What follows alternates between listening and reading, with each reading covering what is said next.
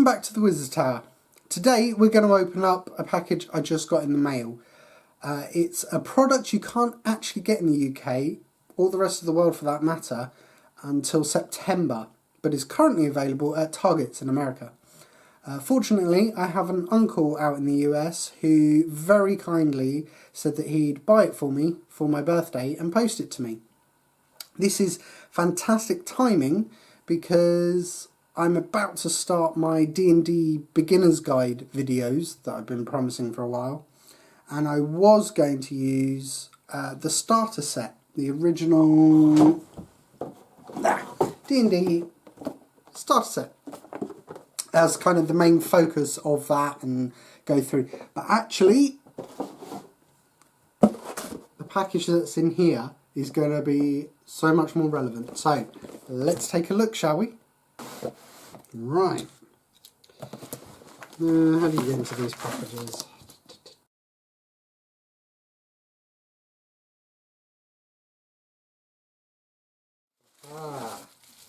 Anything else in there? Nope. Let's make sure that that doesn't get seen by anyone, because it has my uncle's address on it. I'm sure he wouldn't be happy with that. Right. Well, it is indeed what I thought it was, and it's in very good nick. Here we go. The D&D Essentials Kit. Everything you need to create characters and play new adventures in this introduction to the world's greatest role-playing game. So, unleash your imagination, defeat the dragon of Icespire Peak. Dungeons & Dragons is a cooperative storytelling game that harnesses your imagination and invites you to explore a fantastic world of adventure, where heroes battle monsters, find treasures, and overcome epic quests. This box contains the essentials you need to run a D&D game with one Dungeon Master and 1 to 5 adventurers. So this set includes a 64-page rulebook that teaches you how to create characters of levels 1 to 6 and to play the game. The Dragon of Icespire Peak is an introductory adventure. Double-sided poster map, Dungeon Master's screen, 6 blank character sheets, 11 polyhedral dice, 81 cards describing magic items, sidekicks, and more. Let's crack this open and have a look, because I'm excited about this.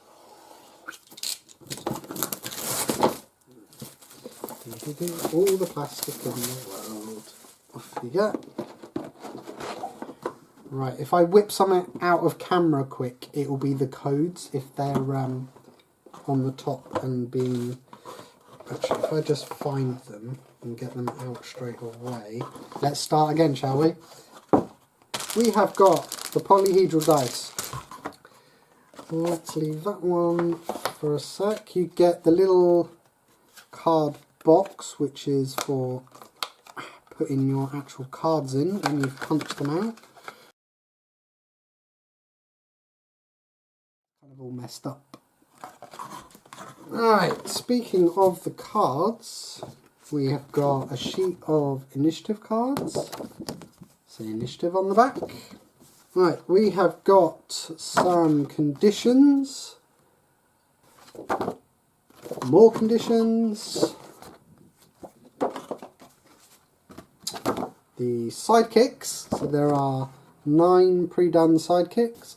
Got some magic items, so potion of healing and that kind of thing. More magic items, more magic items, more magic items. Right. So these are all magic items. And then you have, again, I won't reveal them because of spoilers, but the quest cards. You have got a beautiful poster map of the Sword Coast, as in the Neverwinter region. I'm really happy about this because if I'm running D&D, this is the region I tend to run. And this tends to be a big focus of our adventure, which is the map of Phandalin, the town. Okay, we have got the Essentials Kit rulebook. Then we have a DM screen, which has got beautiful artwork on it. 6 character sheets, and they're on very nice paper stock. And of course, last but by no means least, we have got the adventure itself. So, now I thought we'd take a closer look at what's actually inside the Essentials Kit. So far, I'm very impressed, except for the knackered box I've got. It's just a cardboard box. I will probably baggy up the cards anyway. So let's start with the cards. So you've got the 9 quest cards that are used in the adventure on a job board, basically. So there's a job board in Phandalin, and 3 of these at a time in sort of difficulty tiers, if you will, are placed on that job board. And then, you know, the characters can undertake those quests. It's a very kind of video gamey mechanic that actually fits into D&D quite well for an introductory adventure. I think in a full adventure it would come across as a bit kind of, you know, bit cheap. But in an introductory adventure, perfect mechanic whereby you get into town, you go to the job board, oh, are there any new jobs up there? And, you know, like in a video game, once you take your 3, once you've completed 2 of those, the next tier of 3 are then placed on that job board. So that's quite interesting. I won't show you the front of these because spoilers, but they're really cool. The next cards are some condition cards. So these are very useful. I'm really impressed because, you know, everybody gets hit with a condition at some point. And if you have a look, so poisoned, and then you can literally hand these out to the character and it'll tell them what poisoned does to their character. And yeah, you've got prone and restrained, unconscious, stunned, paralysed, invisible, petrified, grappled, incapacitated, frightened, blinded, charmed and deafened. That's kind of all the major things that can happen to you. So they are really handy. That's one thing I'm very impressed with. You've also got the 9 sidekicks. Now, these cards, basically they have a lovely piece of artwork on them, and then on the back they have things like their flaws and bonds and ideals and a little bit of information about them and who they are, obviously. What's great about these is, for an introductory kit, absolutely wonderful. You know, you can literally just say you walk into town, you go to a tavern, there is a Lightfoot halfling male, he's got scruffy hair, he's sat drinking some milk. There's also what looks like an elf with pale skin and a cowboy hat, sat at the bar. And there's a human male with a fur-lined hat. And you know, you can introduce the psychics that way. And if your characters then go and talk to those people, they might join them on the adventure. So the way that the sidekicks work is, these cards have got the sort of, like I say, the basic information about them, and then at the back of the rulebook you've got the stat blocks, and then you literally just apply their racial stats, I'll go over that in a bit, to them, and that's their kind of makeup, their stat block, if you will. And then they level up with you. So here we go. You've got a section on their proficiencies and leveling up. Excuse me. There's only 3 classes for sidekicks. So there is the expert, which is essentially a rogue.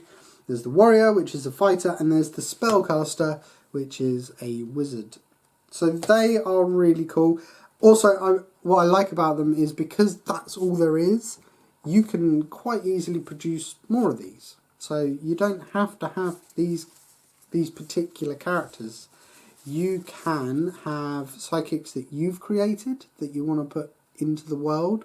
You could have a sidekick that turns out to be a villain. You could have a sidekick that is somebody's character from a past campaign. You know, there's all sorts of ways you could do that. You could also, which is where my head was at, was that when playing D&D with a younger group of people, children, it says 12 plus on the box. Yeah, 12 plus. Let's say you've got a 10-year-old brother who wants to play with you and another friend. What you can actually do is go through character creation with them, but using the sidekick rules, those younger players. So that you are literally saying, okay, what type of character? I want to play a warrior. I want to be like, Aragorn out of Lord of the Rings. Okay, brilliant. So you would go through, you'd take the warrior sidekick stat block, you would apply the racial traits to it, and essentially create them a sidekick to play. And they can then join the other people on the adventure. But it would be a simplified character sheet, basically, with a simplified progression. So that's another option with those sidekicks that I really like. Okay, so more cards. We have got combat cards. These are literally reference cards for what you can do in combat. Again, fairly useful for first-time players. And then you have, okay, so there's a single magic charm card, but again, spoilers. And then you have a whole bunch of magic cards, magic items. So potion of invulnerability, healing, sending stones, wand of secrets, more potions of healing. There's lots of those. Loot of illusions, the mithril chainmail, gauntlets of ogre power. There's so many of them in here. +1 mace, +1 short sword, +1 longbow. So looking at the +1 longbow, so it's just a magic card, and it has all of the bits and bobs on them that you would expect. They, again, very, very useful. Having these and seeing what they're like has made me kind of think about, you can buy from Gale Force 9 200 and plus deck of all of the magic items that are in the Dungeon Master's Guide. So it has made me think about, would they actually be useful? I might have to pick those up, because everyone likes magic items, and filling it in on your character sheet can be a pain. And the last set of cards, and I haven't punched these, are the initiative cards. Okay, and the idea in the rulebook, the adventure book, how they explain it is that once everyone's rolled initiative, you work out the highest initiative gets the number 1 card, and you literally hand it to them. The second highest gets the number 2. You keep the initiative cards for the monster groups and where they fall in the initiative track. Great idea for, again, introductory type adventure. I think it is limited, and hence I haven't unpunched them because I won't be using it. I prefer the old school way of writing them down in order. But knowing what a player rolled for initiative is very useful, especially if you're in a fight in a combat round where something might join in that fight. So everybody's in the middle of a fight, and then, oh no, more goblins have turned up. You need to know what people actually rolled for their initiative, so that when they roll initiative, you know where they slot into that kind of order. So they're great, but I think I'd prefer the old school way. The Dungeon Master screen. This is pretty cool. So it's, first things first, out of the way, it is very flimsy, as you can see. If you compare it to the Dungeon Master screen and the Dungeon Master screen Reincarnated, I believe it's called, which is on like a thick, chunky card. I don't actually have it here. But this is still brilliant. It's just the right height so that when you're sat, you can still see all your players and they can still see you. The artwork on it is absolutely stunning. Let's get to a point where I can see if you're in focus. There you go, I'll go underneath. Gorgeous artwork. And then on the reverse, you've got all of the things you'd expect to find on a Dungeon Master screen. And that is, again, a wonderful addition to an introductory set that I really appreciate. You have got a poster map. So, this is the Neverwinter region of the Sword Coast.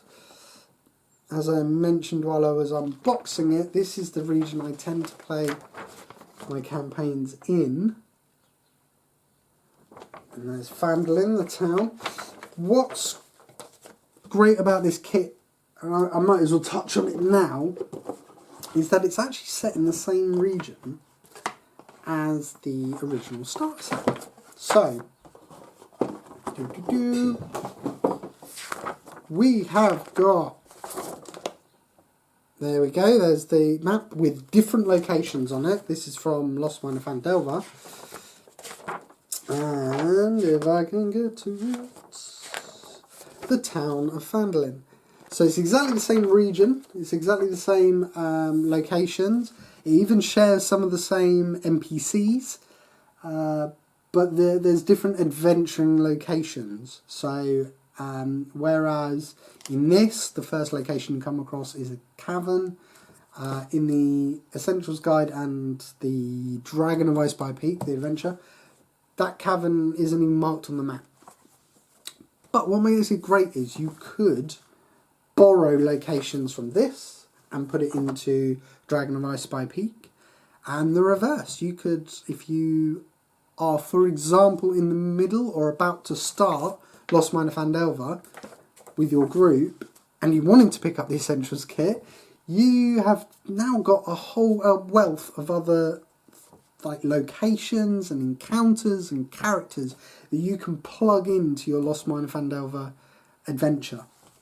And it is a great adventure. I haven't obviously played through Dragon of Ice by Peak yet, so I can't speak to whether it's a good adventure. I've had a flick through, and I'll talk about that in a minute. But I know Lost Mine of Phandelver is great. I've run it 4 times and played in it once. Okay, next up, character sheets. So simple character sheets, but they're on really, really nice paper stock, and more importantly, they are all blank. So they are just blank character sheets. And that comes to another difference between the Essentials Kit and the starter set. And that is, in the starter set, you got 5 pre-generated characters. Whereas in the Essentials Kit, character creation rules are actually in here. So let's have a look at the rulebook. I'm really impressed with this rulebook. It's really nice quality. It's got a spine on it, whereas the starter set was just like stapled. It's got black and white and colour art in it. And it goes through how to create your characters. It has got... So for character creation, there's less than the Player's Handbook, obviously. But there is actually more in here than in the basic rules that you can download for free. So there is a Dwarf, Elf, Halfling and Human, same as the basic rules. But you also have a Bard, Cleric, Fighter, Rogue, Wizard. So of those classes, Bard is not in the basic rules. Acolyte, Criminal, Entertainer, Sage and Soldier are your background choices. I believe Entertainer is the one that... No, actually, now I'm remembering it. I think there's actually 8 in the basic rules. I can't remember, but... the other thing that this has over the basic rules is that each of those classes has got 2 archetypes. So, if you're not someone who's experienced with 5th edition D&D, archetypes are essentially a subclass that you get. Sorry, my throat today. A subclass that you get at level, well, it depends on the class, but generally speaking about level 3. So for example, the Rogue has got archetypes that are like Thief, Assassin, Arcane Trickster, you know, and then with supplementary books, they expand those. The Barbarian chooses a sort of path to follow, so it could be like Path of the Berserker or the Totem Warrior. So what's nice is the basic rules only have 1 of those choices per class, whereas this has actually got 2. That's really good. You've also got all of the rules that you would expect for combat and social interaction, equipment, currency, spells, and it's got a spell list in it. And at the back, obviously, it's got the sidekick rules. And then there's more about the conditions on the back there. So, really impressed with this. And then the adventure itself, the Dragon of Icebow Peak. From what I've seen, I've not run it yet, but I'm going to. This looks pretty cool. You've got a map key on the back, which is really handy. And I won't go into too much detail through this because, obviously, spoilers. But at the beginning, you've got an overview, you've got the role of the Dungeon Master, how to use all the bits and bobs you get. You have an overview, bear with me. Da-da-da. I'm blocking out the map because the map on the other page has got all the locations on it. Okay, so you've got a breakdown of the Sword Coast itself, and then a map underneath with all the locations on it. Then here's the interesting thing I saw while I was flicking through, which is your first session, character creation. What's nice about this and surprising is that they've almost, you know, made it official, a session 0. I always run a session 0. I always run a prologue, if you will, of the adventure, which is, it's a great time to sit down with your players, go through character creation as a group, and then also just have at the end of the session a quick reason why they're all going on this adventure. So in Lost Mine, you are escorting a wagon of goods. That's how you start the adventure. From the city of Neverwinter to the town of Phandalin. In the session 0s, I tend to go with each player as they're creating their character and I say, okay, so why are you visiting Neverwinter? Do you, like, it could be that someone's created a dwarf, and it could be like, okay, do you want to be cousins with the dwarf that gives you the quest? Or, you know, did you meet Sildar, or did you... There's so many options, but basically it's a setup. It's a bit of a prologue. And it's also a fantastic time to tell the players information that their characters would already know about the adventure. So again, one of the dwarfs in Lost Mine, I gave them a little bit of background information on the Phandalin mines and what happened hundreds of years ago. The fact that Thunder Tree was ruined, all these kind of things. I was able to give that player because their character would know that going into the adventure. So rather than them finding that information as they go along, it was, no, your character will know that. Here it all is. So that's great. So they actually, on my little sidetrack there, they do actually go into first session character creation. They also have rules for playing with one player. I don't know, let me get to a point where I can see. There you go. Running it for one player. There you go. If you want to read that, you can pause the video. It's not a lot of information. It essentially boils down to, if you've got one player or one DM, that player should have a sidekick. And to my knowledge, I'm just going to check something. I believe the encounters in the adventure actually do take that into account, the varying player levels, which is also really nice. So it would say you get 1 orc per character, or, you know, 3 goblins per character. I don't know, I haven't read too deep into it yet. So they are thinking about different player groups rather than the typical 4 heroes on this adventure, which is really appreciative, especially if you are somebody who is just running this for a family member or that one friend you've got who wants to get into D&D. Then we go into the adventure proper, which is From what I've seen, very good. I will do a full playthrough of it and then let everyone know.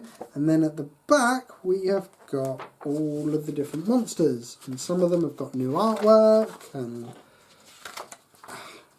so there's some new NPCs, and of course right at the back you have got the dragon of Icespire Peak.